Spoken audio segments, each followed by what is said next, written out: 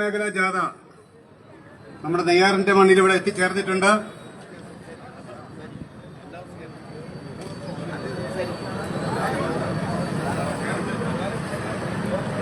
ഇവിടെ നിങ്ങളോട് സംസാരിക്കുന്നതിലേക്ക് വേണ്ടി ജാഥ ക്യാപ്റ്റനായ CA20 അഖിലേന്ത്യാ വൈസ് പ്രസിഡന്റ് കൂടിയായ സഖാവ് ജെ മേഴ്സിക്കുട്ടിയമ്മയെ വളരെ സ്നേഹത്തോടെ സ്വാഗതം ചെയ്യുന്നു.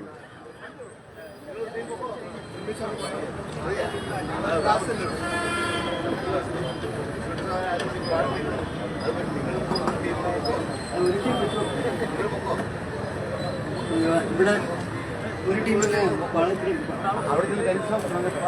യോഗം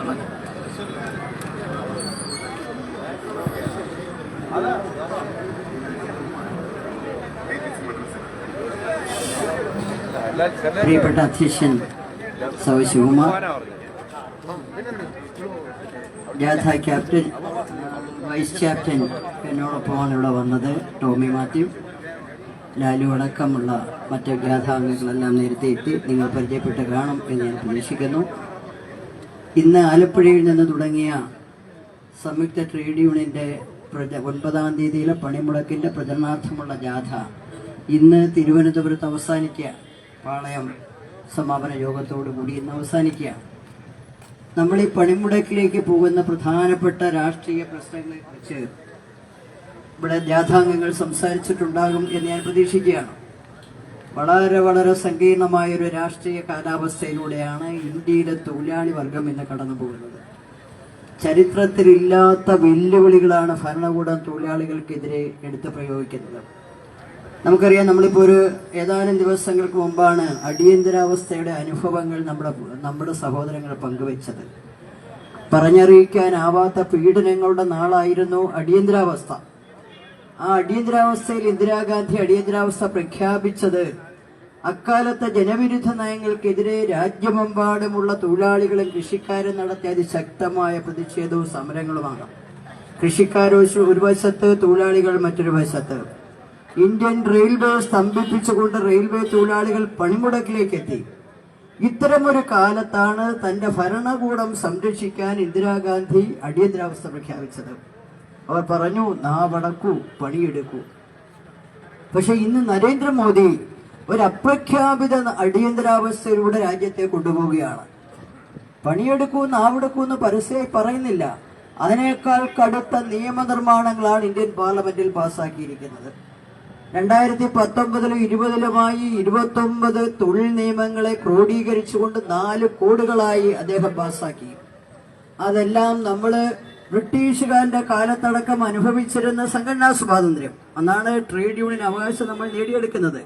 സൂര്യൻ അസ്തമിക്കാത്ത സാമ്രാജ്യത്തിന്റെ അധിപരായിരുന്ന ബ്രിട്ടീഷുകാരുടെ കാലത്ത് സമരം ചെയ്ത് സംഘടിക്കാനും വിലപേശാനുമുള്ള അവകാശം വാങ്ങിയെടുത്ത ഇന്ത്യൻ തൊഴിലാളികൾക്ക് ഇന്ന് നരേന്ദ്രമോദിയുടെ കാലം വന്നപ്പോ സംഘടിക്കാൻ അവകാശമില്ലത്രേ. അതിന് ഇന്ത്യ രാജ്യത്ത് നിയമം പാസാക്കിയിരിക്കുന്നു. ആ നിയമത്തെ പിന്തുണയ്ക്കാൻ ഇന്ത്യൻ പാർലമെന്റിൽ കോൺഗ്രസ് കൂടി കൂട്ടിയേർന്നു.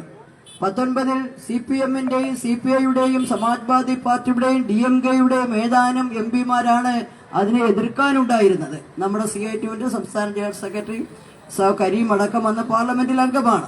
അവരെല്ലാമാണ് എതിർത്തവരെല്ലാം പിടിച്ച് പുറത്താക്കി. അതായിരുന്നു നരേന്ദ്രമോദി ചെയ്തത്. കോൺഗ്രസ് അകത്തിരുന്ന് ബഹുഭൂരിപക്ഷമുള്ള മൃഗീയ ഭൂരിപക്ഷമുള്ള BJP-ക്ക് പിന്തുണ നൽകി കൈപൊക്കിയ നിയമങ്ങൾ പാസാക്കി. പക്ഷേ തൊഴിലാളി വർഗം അതുകൊണ്ട് ഭയപ്പെട്ടില്ല. കോൺഗ്രസ് കൂടി ചേർന്നാലും, കോൺഗ്രസ് അങ്ങനെയാണ്, വർഗനയത്തിൽ, സാമ്പത്തിക നയത്തിൽ കോൺഗ്രസും BJP-യും ഒരു മുഖമാണ്. കോർപ്പറേറ്റുകൾ താങ്ങുന്ന കാര്യത്തിൽ ഇവരാരും 90-കൾ തുടങ്ങിയ നയം അങ്ങനെയാണ്. ഇന്ന് നരേന്ദ്രമോദിയിൽ എത്തുമ്പോൾ അത് ഏകദേശം പൂർണ്ണമായി കോർപ്പറേറ്റ് വൽക്കരണത്തിലേക്ക് രാജ്യത്തെ നയം മാറുന്നത്. അന്ന് ഇവരെല്ലാം കൂടിയാണ് ആ നിയമം പാസാക്കിയതെങ്കിലും നമ്മൾ രാജ്യവ്യാപകമായി 21-ൽ പണിമുടക്ക് നടത്തി നിയമത്തിനെതിരെ. അതിന്റെ ഭാഗമായി മോദി ഇത് നടപ്പിലാക്കാൻ കുറച്ച് മടിച്ചു. ഇപ്പോ തൊഴിലാളികൾ അനിശ്ചിതമായി പ്രചരണവും പ്രതിഷേധവുമായി തുടരുകയാണ്. ഇപ്പൊ 2025 ഏപ്രിൽ 19-ന് അത് നടപ്പിലാക്കുമെന്ന് പറഞ്ഞ് വിജ്ഞാപനം ചെയ്തിരിക്കുകയാണ്. 29 നിയമങ്ങളിൽ എല്ലാമുണ്ട്. സുരക്ഷാ നിയമം, തൊഴിലാളികളുടെ ക്ഷേമ പദ്ധതി, പെൻഷൻ ആനുകൂല്യങ്ങൾ, അവരുടെ റിട്ടയർമെന്റ്, മറ്റ് ആനുകൂല്യങ്ങൾ, എല്ലാം പെടും. തൊഴിലെടുക്കാനുള്ള സമയം 12 മണിക്കൂറാക്കിയിരിക്കുകയാണ്. ഇപ്പോൾ 8 മണിക്കൂർ തൊഴിലിന്റെ സമയം നമ്മൾ നൂറ്റാണ്ടുകൾക്ക് മുമ്പ് ചിക്കാഗോയിൽ ഒരു തയ്യൽ തൊഴിലാളി 18 മണിക്കൂർ പണിയെടുത്ത് ഭക്ഷണം കൊടുക്കാതെ പണിയെടുപ്പിച്ച് നിർജ്ജലീകരണത്തിന്റെ ഭാഗമായി മരിച്ച രക്തസാക്ഷിയുടെ സ്മരണയാണ് രാജ്യമെമ്പാടും ഉയർന്ന പ്രതിഷേധത്തിന്റെ ഭാഗമായി തുടർന്ന് നടന്ന പല പ്രക്ഷോഭങ്ങൾ. രാജ്യത്താകെ 8 മണിക്കൂർ ജോലി, 8 മണിക്കൂർ വിനോദം, 8 മണിക്കൂർ വിശ്രമം എന്ന തത്വം അംഗീകരിക്കപ്പെട്ടത്. അതിനെയാണ് നമ്മൾ മെയ് ദിനമായിട്ട് ആചരിക്കുന്നത്. മോദിക്ക് ഇപ്പോൾ അത് അംഗീകരിക്കൂല. 8 മണിക്കൂർ പണി. മനുഷ്യൻ എന്ന് പറഞ്ഞാൽ യന്ത്രത്തെ പോലെയാണ് അയാൾ കാണുന്നത്. മനുഷ്യന് വില കൽപ്പിക്കുന്നില്ല. നിങ്ങൾ എന്തിനു ഭക്ഷണം കഴിക്കണം, നിങ്ങൾ എന്തിനു വിശ്രമിക്കണം, 12 മണിക്കൂർ ജോലി ചെയ്യണമെന്നതാണ് ന്യായം മോദിയുടേത്. ഒരു വശത്ത് തൊഴിലാളിക്ക് ട്രേഡ് യൂണിയൻ അവകാശമില്ല, പണിയെടുക്കാൻ 12 മണിക്കൂർ പണിയെടുക്കണം, സുരക്ഷാ സൗകര്യങ്ങളെല്ലാം അട്ടിമറിക്കുന്നു. നിലനിൽക്കുന്ന നിയമത്തിൽ ഉണ്ടായിരുന്ന സംരക്ഷണം തൊഴിലുടമകൾ പീഡിപ്പിച്ചാൽ അവർക്കെതിരെ പരാതിപ്പെടാനും കേസ് വിളിക്കാനും ട്രൈബ്യൂണലും മറ്റുമുള്ള അവകാശങ്ങളെല്ലാം റദ്ദ് ചെയ്യുന്നു. എന്നിട്ട് പകരം അപ്പുറത്തോ തൊഴിലുടമകൾക്കൊട്ടേറെ ഇളവുകൾ. രാജ്യത്തെ factories and bill arts act ഭേദഗതി ചെയ്തു, മൈൻസ് ആക്ട് ഭേദഗതി ചെയ്തു, ഫോറസ്റ്റ് ആക്ട് ഭേദഗതി ചെയ്തു, റബ്ബർ ആക്ട് ഭേദഗതി ചെയ്തു, ടീ ആക്ട് ഭേദഗതി ചെയ്തു. രാജ്യത്ത് സംഘടിതമായി തൊഴിലാളികൾ പണിയെടുക്കുന്ന മേഖലയിലെ എല്ലാ നിയമവും തൊഴിലുടമകൾക്ക് അനുകൂലമായി ഭേദഗതി ചെയ്യുകയും തൊഴിലാളികളെ നിരായുധരാക്കിക്കൊണ്ട് അടിമതുല്യമായ പണിയെടുപ്പിക്കാൻ നിർബന്ധിക്കുകയും ചെയ്യുന്ന ഒരു സ്ഥിതിയിലേക്ക് ഇന്ത്യ രാജ്യം മാറിയിരിക്കുന്നു. സ്വതന്ത്ര രാജ്യമെന്നാണ് നാം അഭിമാനിക്കുന്നത്. സ്വതന്ത്ര രാജ്യത്തിന്റെ 75 വർഷം പിന്നിടുമ്പോൾ എല്ലാ സ്വാതന്ത്ര്യവും കട്ട് ചെയ്തുകൊണ്ട് കോർപ്പറേറ്റ് ഭരണത്തിന്റെ അടിത്തറ ശക്തിപ്പെടുത്തി നാടിന്റെ സമ്പത്ത് മുഴുവൻ കോർപ്പറേറ്റുകൾക്ക് തീരെഴുതുകയാണ്. നവരത്ന സ്ഥാപനങ്ങൾ അടക്കമുള്ള പൊതുമേഖല വിറ്റുതുളയ്ക്കുന്നു. റെയിൽവേ സ്വകാര്യവൽക്കരിക്കാൻ ശ്രമിക്കുന്നു. എയർപോർട്ട്, നമ്മുടെ തിരുവനന്തപുരം എയർപോർട്ട് അദാനിക്ക് കൊടുത്തു കഴിഞ്ഞു. ചീള് വിലയ്ക്കാണ് ഇതൊക്കെ കൊടുക്കുന്നത്. മുതലാളിമാർക്ക് ഒരു അധ്വാനവുമില്ല. രാജ്യത്തിന്റെ സമ്പത്ത് ചീള് വിലയ്ക്ക് എഴുതി വാങ്ങുക. ഇപ്പോ രാജ്യത്ത് നടക്കുന്ന നാഷണൽ ഹൈവേ ലക്ഷക്കണക്കിന് ചെലവഴിച്ചുകൊണ്ടാണ് ചെയ്യുന്നത്. അതെല്ലാം പണി പൂർത്തീകരിച്ചാൽ കോർപ്പറേറ്റുകളുടെ കയ്യിലായിരിക്കും. നമ്മൾ ടോള് കൊടുക്കണം.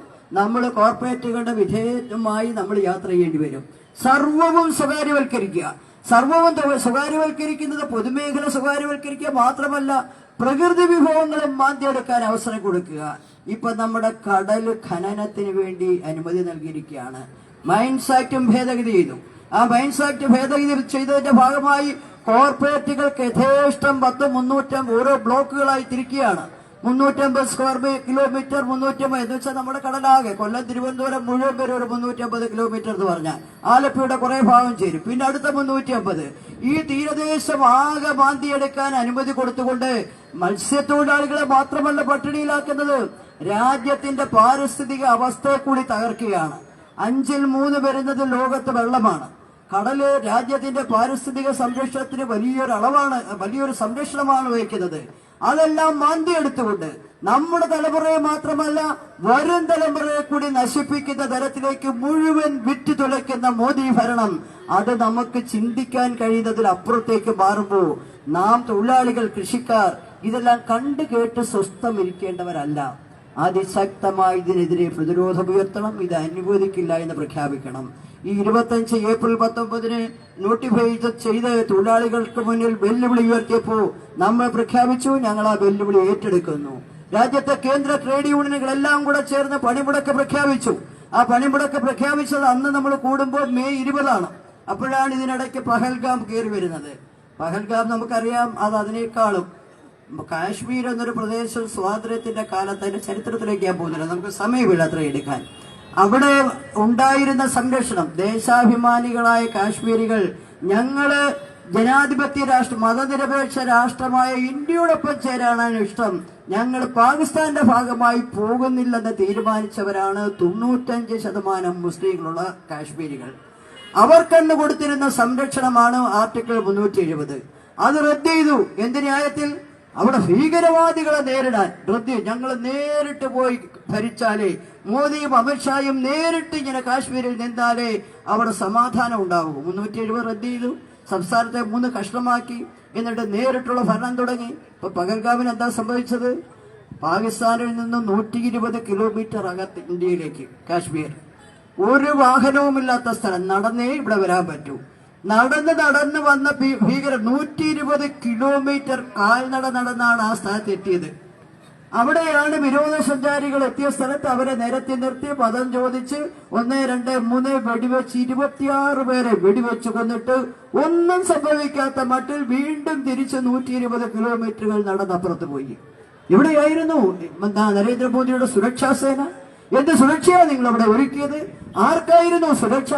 എന്നിട്ട് 12 ദിവസം കഴിഞ്ഞപ്പോഴാണ് വീട് പൊങ്ങി അവിടെ പോയി ആക്രമിച്ചു, ഇവിടെ ആക്രമിച്ചു. ഓപ്പറേഷൻ സിന്ദൂർ പ്രസംഗിക്കുകയാണ്. എന്ത് സിന്ദൂർ? മനുഷ്യനെ കൊന്നത്, മനുഷ്യനെ കൊല്ലാനും വർഗീയമായ ജനങ്ങളെ ഭിന്നിപ്പിക്കാനും ലക്ഷ്യമിട്ട ഭീകരവാദികളുടെ ലക്ഷ്യത്തെ കാശ്മീർ ജനതയാണ് തടഞ്ഞത്. അവരവിടെ ഒറ്റക്കെട്ടായി നിന്ന് ഹർത്താൽ ആചരിച്ചു. അവിടെ ഭീകരന്മാരുടെ കയ്യിൽ നിന്ന് തോക്ക് വാങ്ങി വെടിവെക്കാൻ ശ്രമിച്ച അവിടുത്തെ ഒരു സഹോദരനെയും കൂടി അവർ വെടിവെച്ച് കൊന്നിട്ടാണ് പോയത്. നമ്മുടെ കേരളത്തിൽ നിന്നുള്ള ഒരു കേണൽ, റിട്ടയർഡ് കേണൽ, അയാളൊരു BJP അനുഭാവിയാണ്. അയാളും മകളും മകളുടെ മുന്നിൽ വെച്ചാണ് അവർ അദ്ദേഹത്തെ വെടിവെച്ച് കൊന്നത്. ആ മകൾ ഇവിടെ വന്നപ്പോൾ നമ്മളോട് പറഞ്ഞു, എന്റെ കൺമുന്നിൽ വെച്ച് ഭീകരർ എന്റെ പിതാവിനെ വെടിവെച്ചു. എനിക്ക് എന്റെ പിതാവിനെ നഷ്ടപ്പെട്ടു കാശ്മീരിൽ. പക്ഷെ എനിക്ക് 2 സഹോദരങ്ങളെ അവിടെ നിന്ന് കിട്ടി. ആ സഹോദരങ്ങൾ അവിടെയുള്ളവരാണ്. ഈ ദുരിതത്തിന്റെ നടുവിൽ അവരെ സ്വദേശിയാണ്. ദേശീയ തെക്കൻ മേഖല സംസ്ഥാന ജേതയാണ്.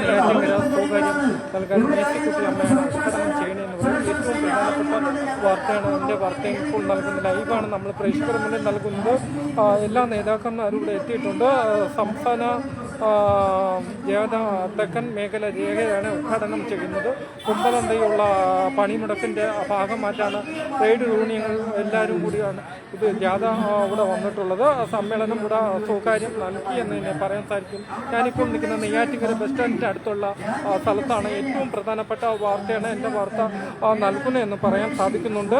ആ സ്ഥലത്താണ് നിൽക്കുന്നത്. മേഴ്സിക്കുട്ടി അമ്മയാണ് ജാഥ ഉദ്ഘാടനം ഇവിടെ നെയ്യാറ്റിൻകരയിൽ ഉദ്ഘാടനം ചെയ്തതെന്ന് നമുക്ക് മനസ്സിലാക്കാൻ കഴിഞ്ഞു. എൻ്റെ വാർത്തയ്ക്ക് വേണ്ടി തിരുവനന്തപുരത്ത് നിന്നും ബാഹുലേ. മോദിയുടെ മുന്നിൽ പാദസേവ നടത്തുകയാണ്. ഇന്ത്യൻ സൈന്യമേ, അഭിമാനമുള്ള രാജ്യം.